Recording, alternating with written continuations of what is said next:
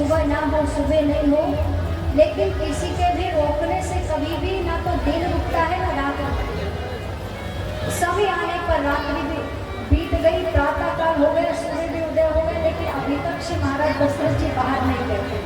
तो श्री वशिष्ठ महाराज जी ने कहा मंत्री श्री सुमंत जी से कि हमें लग रहा है महाराज दशरथ जी जो ब्रह्म मुहूर्त में जगने वाले हैं अभी तक जगे नहीं, तो कहीं उनकी तबीयत तो खराब नहीं है, जरा देख करके आओ।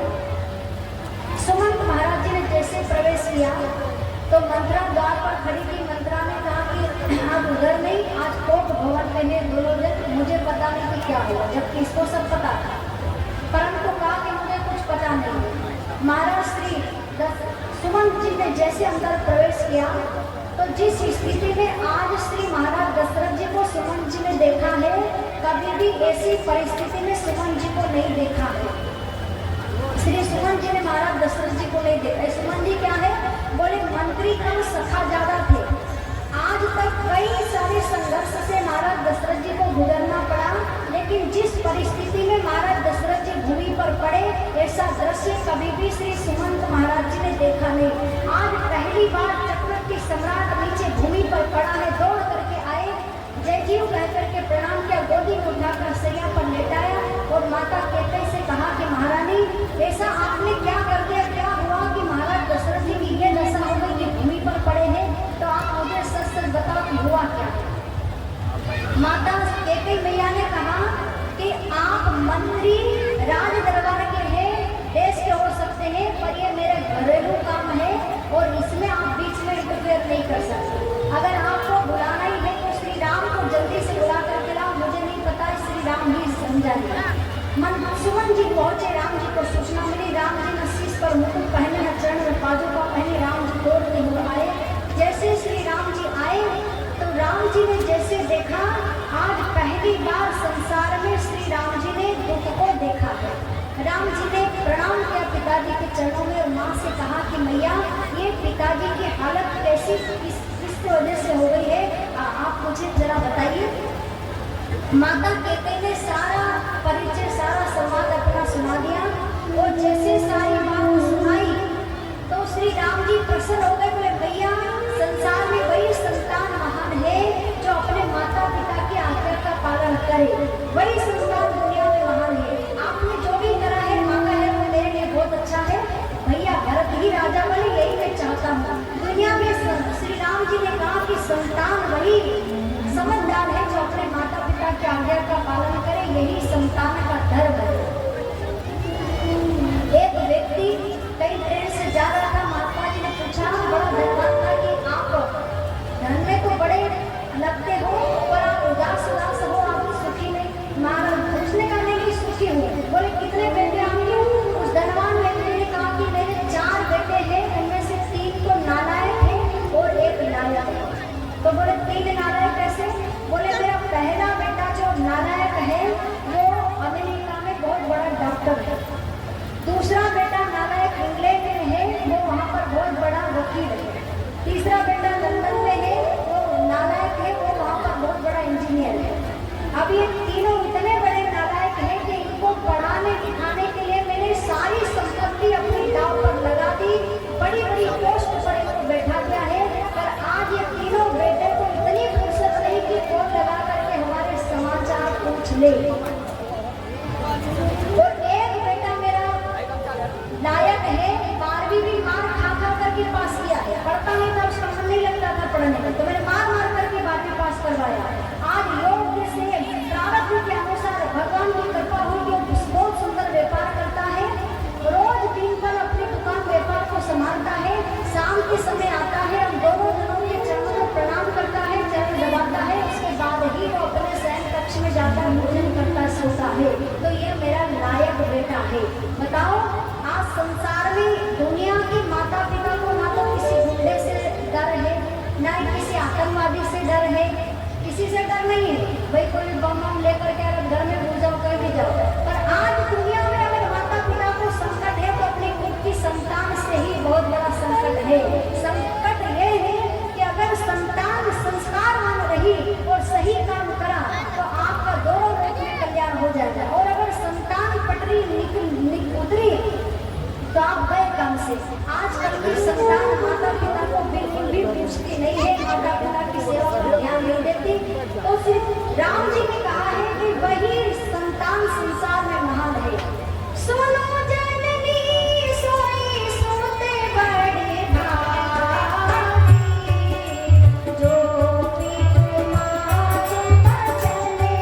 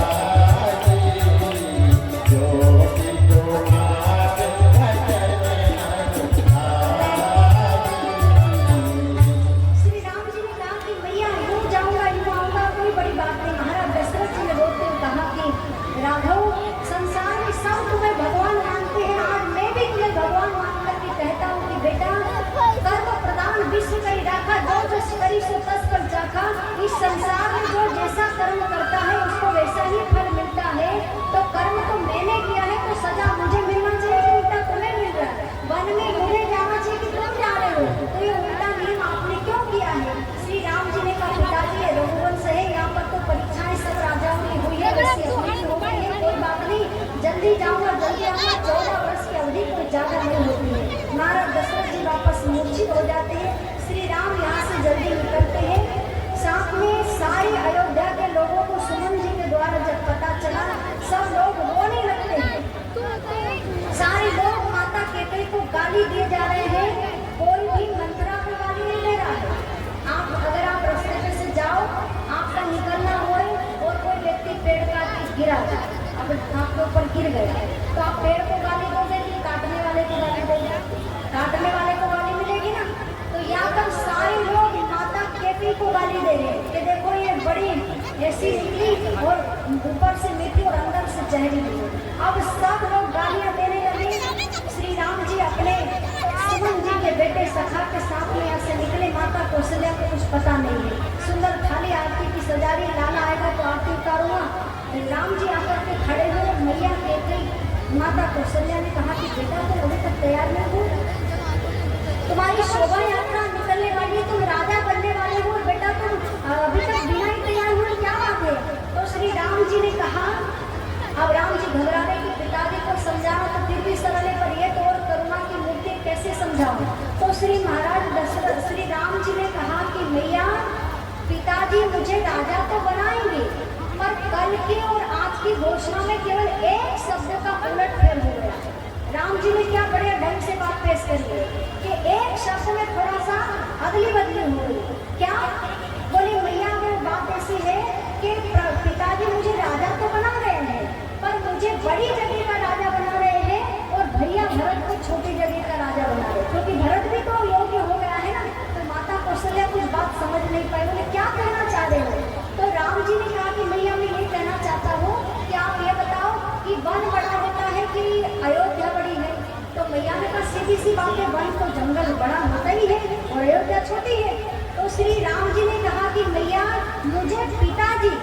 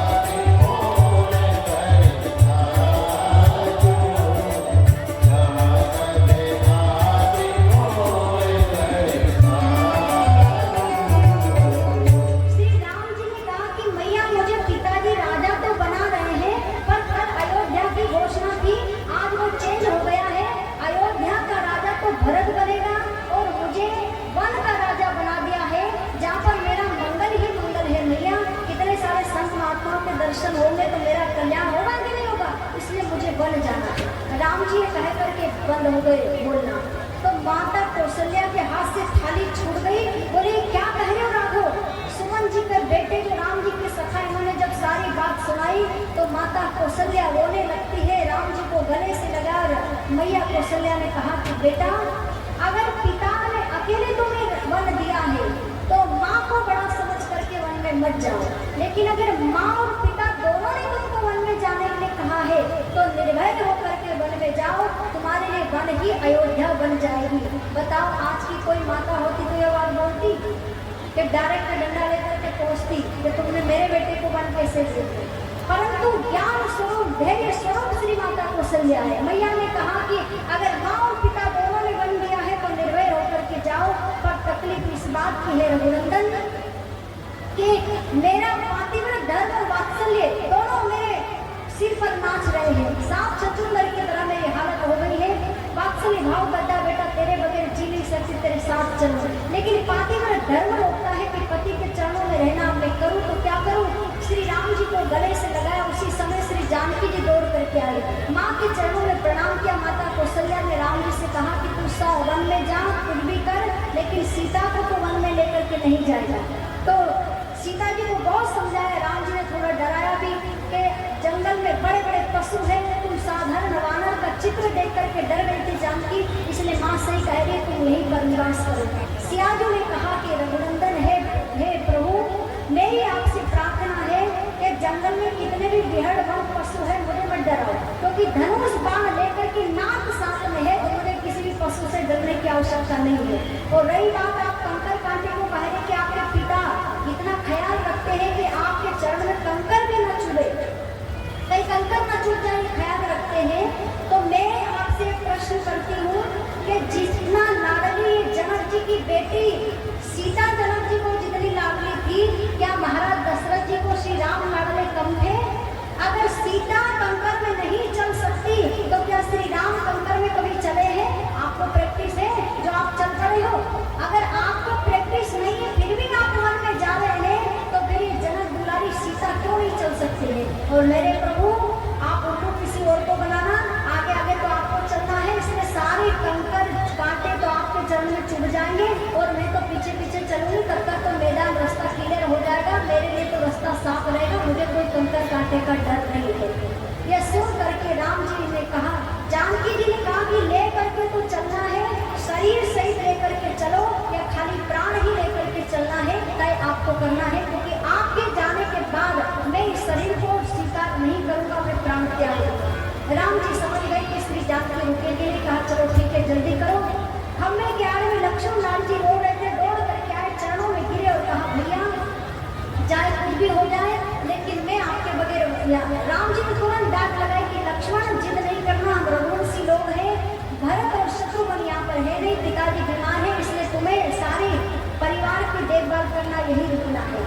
श्री लक्ष्मण लाल जी ने कहा कि भैया संसार में राज सत्ता और धर्म और ज्ञान और शिक्षा उसको दो जिसको ये सब लोग है, मेरे मन में कोई चाह नहीं है। मैंने आंखें खोली जीवन में तो आपको देख करके, और आप जब चले जाओगे सरयू पार आपको छोड़ करके आऊंगा, उसके बाद में अपने प्राण को रखूंगा नहीं।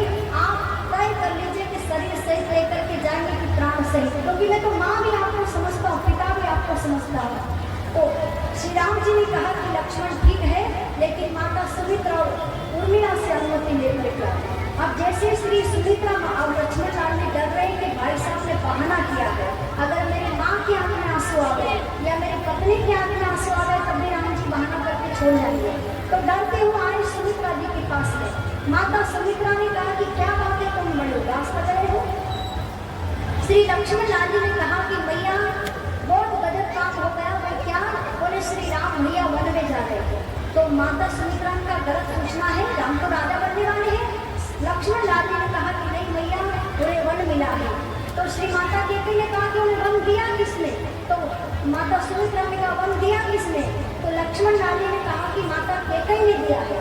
तो सुमित्रा मैया ने कहा सावधान, केकई मैंने इतना प्रेम करती है, उतना तो भरत को नहीं करती है, इसलिए केकई वन नहीं दे सकती। तो बोले हो सकता है पिताजी ने दिया हो। माता सुमित्रा ने फिर डांट लगाई कि सुमित्रा महाराज दशरथ जी भी वन नहीं दे सकते। क्यों? बोले दशरथ जी महाराज तो उन्हें बहुत प्रेम करते हैं। आखिर में वन में जा क्यों रहे हैं? लक्ष्मण लाल जी का ये बता दें। सुमित्रा मैया ने कहा जाओ श्री राम से स्पष्टीकरण मांग करके आओ कि आपकी माता सुमित्रा ने कहा है कि वन जाने का कारण बता करके ही जाना है, ये मेरा आदेश है।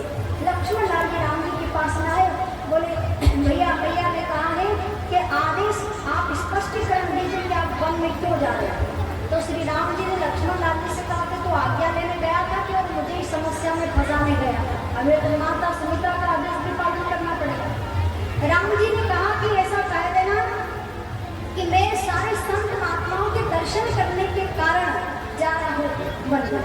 लक्ष्मण लाल जी ने आकर कहा कि मैया उन्होंने कहा कि मैं संतों के दर्शन करने के लिए जा रहा हूँ वन में, इसलिए वन का मैंने स्वीकार किया। तो माता सुमित्रा ने कहा कि साफ गलत कहा है उन्होंने। कौन सा ऐसा संत है जो अयोध्या में नहीं आया है, उन्हें दर्शन नहीं दिया है? जब से उनका प्रागट्य हुआ है प्रत्येक संत रोज अयोध्या में आते, तो सारे संत जब अयोध्या में खुद ही आकर के दर्शन दे रहे हैं, तो ये कौन से संत के दर्शन करने जा रहे हैं अयोध्या वनवास में? माता सुमित्रा ने कहा ये गलत बात है। लक्ष्मण लाल जी ने कहा कि मैया अब इधर उधर की बात मत बनाओ और आप खुद ही बोल दो कि आप कहना क्या चाहती है। सुमित्रा मैया ने कहा कि लक्ष्मण मैं बताओ श्री राम वन में क्यों जा रहे हैं? श्री राम वन में इसलिए जा रहे हैं क्योंकि श्री राम ना तो संतों के लिए वन में जा रहे हैं, न माता कैकेयी के कहने पर, न दशरथ के कहने पर, श्री राम वन तुम्हारे कारण जा रहे हैं। हम लक्ष्मण लाल जी के कान खड़े हो गए, ये क्या करें भैया मेरे कारण? माता सुमित्रा ने कहा कि लक्ष्मण श्री राम वन में तुम्हारे ही कारण जा रहे हैं। क्यों? बोले तुम शेष नारायण, तुम्हारे पर पृथ्वी का भार, पृथ्वी पर अधर्म का बोझ है, उस अधर्म को हटा करके धरती का भार हल्का होगा, और धरती का भार हल्का होगा तो तुम्हारा बोझ कम होगा, इसलिए तुम्हारे कारण श्री राम वन में जा रहे हैं। इसलिए सावधान, अब कैकेयी के ऊपर आरोप मत लगाना, कैकेयी पर गुस्सा मत करना, क्योंकि कैकेयी भरत की जननी कभी श्री राम को वनवास नहीं दे सकती, ये तुम्हारा कारण है। सुमित्रा मैया की बात सुनकर के लक्ष्मण लाल जी के रोड पे खड़े हो गए, मैया क्षमा करना, अब गलती नहीं करूंगा। श्री माता सुमित्रा ने कहा कि लक्ष्मण जहाँ पर सीता राम है वहीं पर अवध धाम है, तुम्हारा अयोध्या में कोई काम नहीं है बेटा, जाओ। 14 वर्ष तक काम क्रोध नारी किसी का चिंतन स्वप्न भी नहीं होना चाहिए। लक्ष्मण लाल ने कहा मैया जगते समय तो ज्ञान के पर सपने में कभी गड़बड़ हो गई तो हाथ में जल लेकर के संकल्प लिया कि 14 वर्ष तक मैं कभी सोऊंगा नहीं मैया, ना कोई विकार मन में आएगा और ना ही कोई ऐसी कोई घटना घटेगी। मैया ने आशीर्वाद दे दिया, उर्मिला जी ने भी अनुमति दे दी कि हम पतिव्रता नारियों में जानते हैं सीताराम के बगैर जी नहीं सकते। 14 वर्ष तक दीपक जलाकर अखंड आपकी प्रतीक्षा करूंगा, आप निकलिए। लक्ष्मण लाल जी ने कहा कि आपके आंख से आंसू नहीं निकलना चाहिए, अगर आंसू भी आए तो मेरी साधना में बाधा होगी, मेरी सेवा में। उर्मिला जी ने कहा ठीक है 14 वर्ष तक आंख से आंसू नहीं निकालूंगा। रो करके दुख को दिखा करके संसार में जीना आसान है, लेकिन दुख को पी करके संसार में जीना, हंस करके जीना बहुत कठिन है। ये उर्मिला जी ने किया है, 14 वर्ष तक आंखों से आंसू नहीं निकाला, अखंड दीपों में जल रहा है। लक्ष्मण लाल जी दौड़ करके आए, माता कौशल्या मैया ने तुरंत राम जी से कहा कि राघव ये कुछ नहीं हुआ, हुआ क्या है? बड़े भागी बनो अवधिया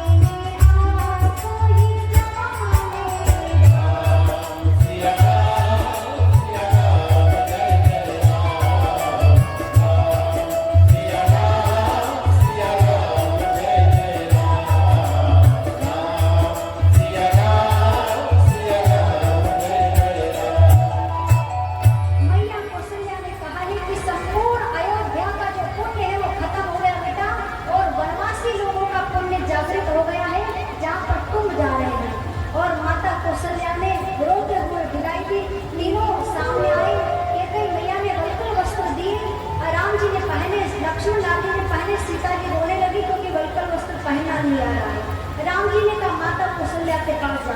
कौशल्या मैया रोने लगती है कि हाय विधाता, ये वस्त्र पहनने का समय तो हमारा है, पर तुमने इस नन्ही सी आयु में सीता को वस्त्र दे दिया। सीता जी के सामने माता कौशल्या रोकर कहती है कि बेटा, ये वनवासी वस्त्र पहनने का समय तो हमारा आ चुका है, पर विधाता ने तुम्हें दे दिया है। मैं क्या बताऊं बेटा, ये वस्त्र पहनना तुम्हारी इस माँ को ही नहीं आता है तो तुम्हें क्या पहनना? अरे तो रानी है, इन्हें कहाँ बोल के वस्त्र पहनना आएगा? तो आप माता अरुंधति के पास जाए जो वशिष्ठ महाराज जी की पत्नी है। सीता जी जैसे वस्त्र लेकर के माता अरुंधति के पास में आई, गुरु वशिष्ठ जी ने कहा कि कई सावधान, राम को वनवास दिया है, श्री राम को तो वन में जाए तुम्हारा मन पड़े वैसे भेजो, लेकिन श्री सीता को अगर तुमने वन पर वस्त्र धारण करवाए तो मैं संपूर्ण अयोध्या को जला करके राख कर दूंगा। कहते मैया जानती कि गुरु जी जो पहले कर सकते समर्थवान है। वन पर वस्त्र लेने लगी, सीता जी चरणों में गिर पड़ी, कहा गुरु जी रघुनंदन कि मैं पत्नी हूँ और मेरे पति जहाँ से वन पर वस्त्र पहन करके जा रहे हैं तो मैं राक्षसी वस्त्र में कैसे जा सकती हूँ? इसलिए मेरी यही प्रार्थना है गुरु जी के मुझे मेरे धर्म का पालन करने दीजिए। गुरु जी ने मनाया कि वन में जाकर के जोगन बन जाना, साधु बन जाना, पर मेरी आंखें नहीं देख सकती। सीता जी ने कहा गुरु जी भले देख पाओ न देख पाओ, लेकिन जाना तो मुझे साधु वेश में, वनवासी वेश में, क्योंकि पति मेरे यहाँ से वनवासी वेश में है। यह सुन करके वशिष्ठ महाराज जी नहीं देख पाए दृश्य, यहाँ से लौट करके वशिष्ठ महाराज जी चले जाते हैं। अब माता अरुंधति जानकी जी को जब गलकर वस्त्र धारण करवाती है तो महर्षि अत्रि ऋषि जी की पत्नी अनुसुईया मैया वहीं प्रकट हो जाती है और माता अनुसुईया जी ने कहा कि गुरु जी, अरुंधति माता से कहती कि दीदी आधा श्रृंगार ही इनका करना, आधा श्रृंगार तब कर मैं करूंगी, मेरे थोड़ा सा आधा छोड़ देना, जंगल में आएगी तब आधा नहीं करूँगा। तो आधा श्रृंगार माता अनुसुईया करती भी है जब जाते हैं वहाँ पर। अब जब सियाजों ने बनकर वस्त्र धारण किए, सूर्य बादल की ओट में छिप गया, सारे देवता लोग, सारे अयोध्या के लोग रोते हैं। सुमंत जी को महाराज दशरथ जी ने कहा कि रथ लेकर के जाओ, गंगा के 2-4 परिक्रमा करवा करके वापस लौटा लाना, तीनों नहीं आए तो एक को तो लेकर के आना ही सही ताकि मेरे प्राण बच जाए, सीता को लौटा के ले आना। सुमंत महाराज जी बाहर आए, रथ पर श्री राम जी ने सीता जी को बैठाया, राम जी चढ़े, लक्ष्मण लाल जी बैठ चले और सुमंत जी ने जैसे रथ बढ़ाया, सारी अयोध्या के लोगों ने किसने घोड़े की लगाम पकड़ ली, रथ पकड़ लिया, हम भी चलेंगे, हम भी चलेंगे, हम भी चलेंगे। श्री राम जय राम, श्री राम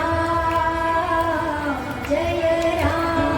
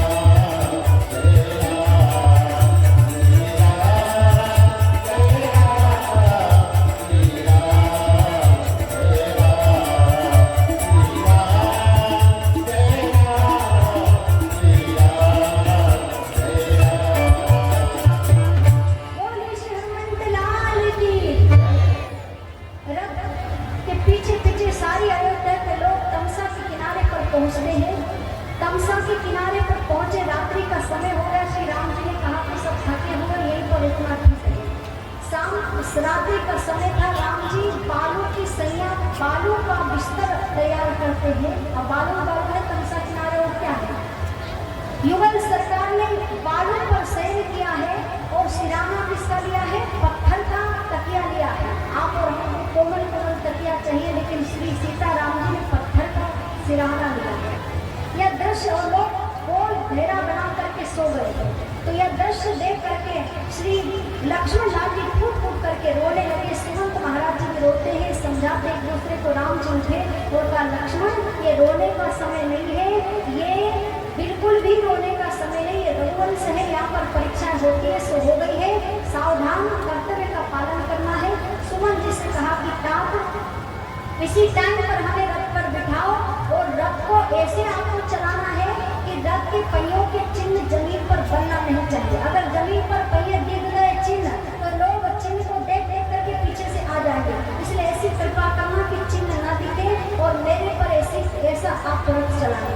रात्रि में सुमंत महाराज जी ने श्री राम जी को बैठाया, सीता जी बैठी, लक्ष्मण लाल जी बैठे, सुमन जी चलने लगे। अब श्री सुमंत महाराज जी रोना भूल गए और मन में प्रसन्न हो रहे कि देखो मेरे प्रभु राम जी मुझे कितना लाड करते, कि सारे लोगों को सोते ही छोड़ करके जा रहे, पर मुझे साथ में लेकर के जा रहे, तो मैं कितना बड़ा भाग्यशाली हूँ। तो रोना भूल करके हंसने लग गए कि मेरा भाग्य देखो कितना महान है कि श्री राम जी सबको सोते छोड़ गए और मुझे अपने साथ में लेकर के चल रहे, मैं ज्यादा प्रिय हूँ श्री राम जी। यही चिंतन करते करते प्रातः काल हुआ, श्री राम का रथ श्रृंगेरपुर में पहुंच गया।